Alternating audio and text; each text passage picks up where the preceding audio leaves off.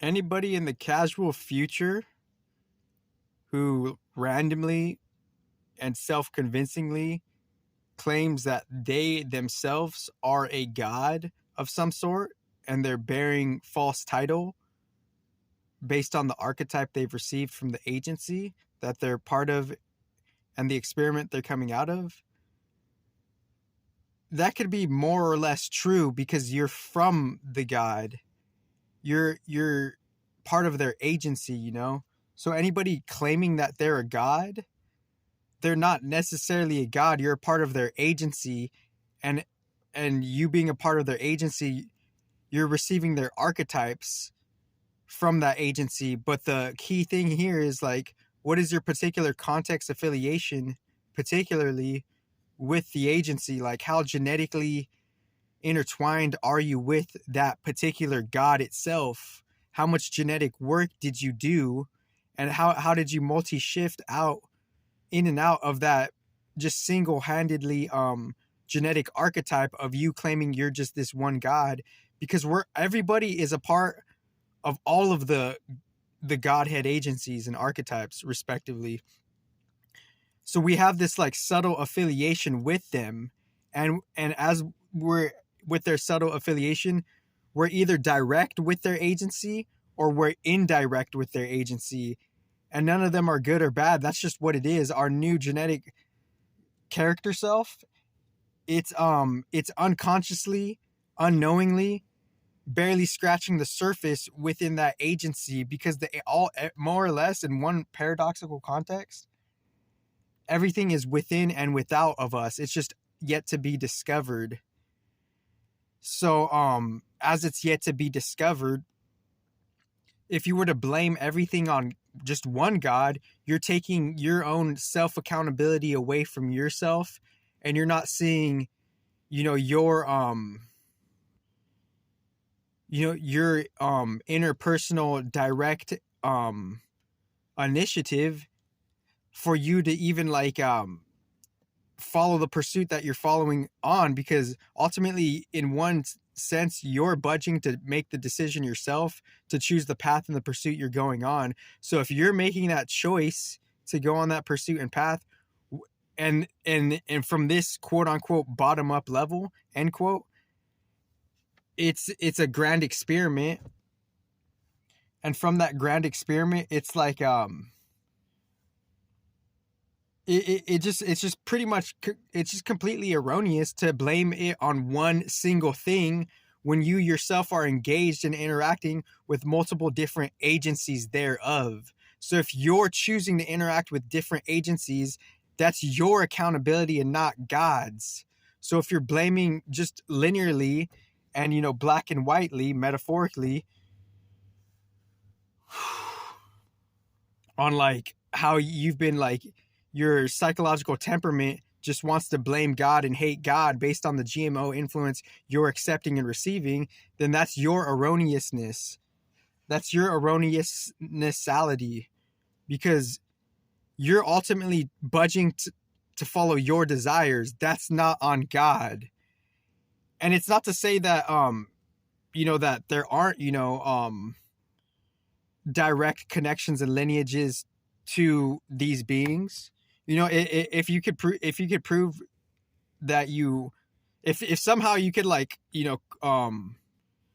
corroborate and gather and collect, evidence and proof that you are what you say you are, then, hats off to you. But that's not necessarily happening. We're just kind of like receiving influence, and we're just following like psychological patterns of how we want to claim titles within within fragmentation logic. So it's like anybody claiming that they're a god, you're like not really a god,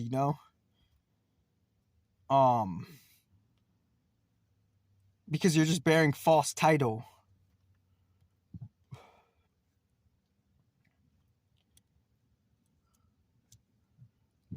But if somehow, if you can prove that you're a god, that you are like the particular, because there's a bunch of people that will say in the New Age, I'm Thoth, I'm Tahuti, same being, I'm Jesus, I'm this and that.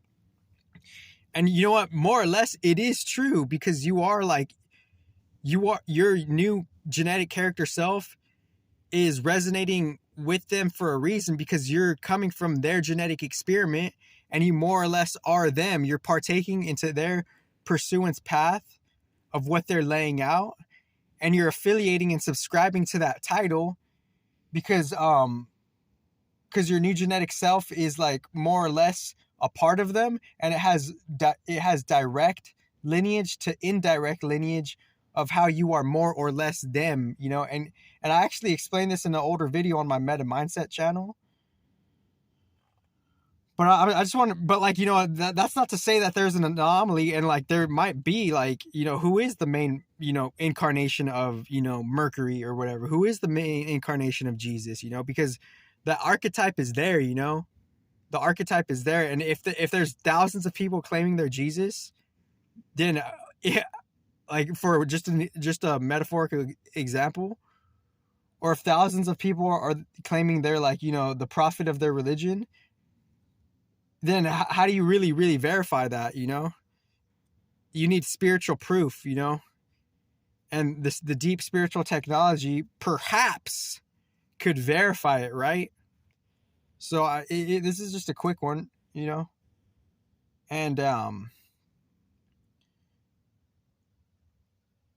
God is, and who's to say if there's one original God or not? That's the thing.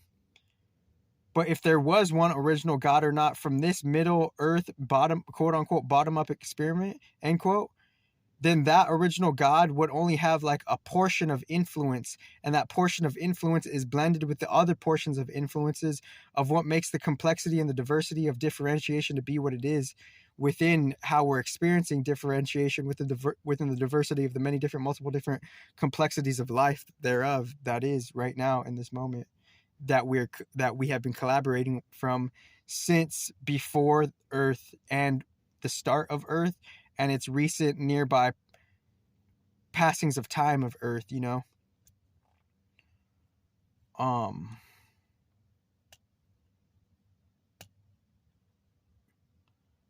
So with that being said, it's like, God has a portion of a particular path and influence of its, particular themed tribulation. So we're more or less direct to indirect. We are of God, but we're not necessarily, God, But that's the thing. It's not about like thinking about it with our logical mind. No, we're literally bridging the updated logical mind with the anomaly chance of how we get to, cooperate, reciprocate, and balance ourselves with the universal mind most respectively. And nothing needs to be proven, and how things could be proven in the future may that have a balanced approach, obviously. So that's the thing. It's like, if we're actually going to prove something, let's rearrange the intellectual approach on how we're going to prove it. Why not, So it's like why not? Like why have a fragmented approach? It's like, respectively, that's like, that's outdated, it's obsolete. And also, like, but that's not like, nothing needs to be proven though, like, it's just like, I understand the whole concept of just like live and let live, live your life. I get that. But if you're imposing your false information, your false influence, and your false pride and ego upon the reality before it could be influenced by that falsehood, then that's like an energy cause and effect, a particular niche karma. And I don't even want to use that word anymore because it has misunderstanding and baggage. But what would be the effect of the cause? You're proliferating a particular type of ignorance, and as you proliferate that certain type of ignorance, it will in turn casually come back and reflect at you. So if reality is more or less your reflection, then why not be kind to your reflection? Why not be kind to your reflection? And I wrote some other notes as well. But that's the thing, it's a more or less thing, you know. It's like reality is not entirely the reflection. There's complexities to it, you know. There's anomalies, positive and distorted, you know. So that's the main discernment factor. It's the main distinction factor, respectively. So there's one more thing I wanted to squeeze out. So yeah, why not be yeah, and life is, you know, maybe life is always working for us. We just don't see it that way. We're reaping what we sow on the most respective, you know, utterance of it, or verbalization thereof of it. We're reaping what we sow, but we can't see it. But there's an opportunity for a particular type of resolution, a unique resolvement from like you to like, you know, all of the balanced godheads more or less as they shift in and out of that and they get caught up in their own dualities and their own, you know, denominations. There's an opportunity to work with whatever your best definition of God is. So, and and the key with listening to me is like if you have any like, you know, snap judgments or whatever, like one of the key things to remember is I'm like this is just like, you know, this is just like the surface level presentation. Like most of my stuff is underground, you know. But and I have a movie script idea, and you could either really hate it or really love it. It's pretty casual though because I have a lot of them. But and I say it's casual, but it's for like, you know, it's for it's somewhatly random, but nothing is really random in like, you know, I guess the you know, like the dream place or whatever. But with it's a casual movie script idea for Adam Sandler. I shouldn't have said the name. I'm not going to say the idea here, obviously. And you know, if there's like a and you guys can inquire how you may or not, you know, that's okay. But like with this idea, it's either you're really going to hate it or you're really going to love it, you know.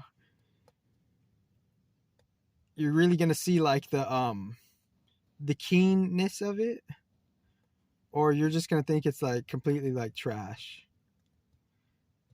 Um and maybe it might be, you know.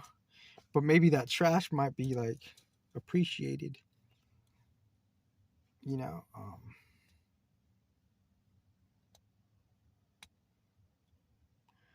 And yeah, and recuperating from, you know, someone perceiving me out of tone, you know, out of tune, you know, because obviously like, you know, the tone of the video could be completely changed by just saying something, adding something, not adding something, you know, saying something in a certain tone.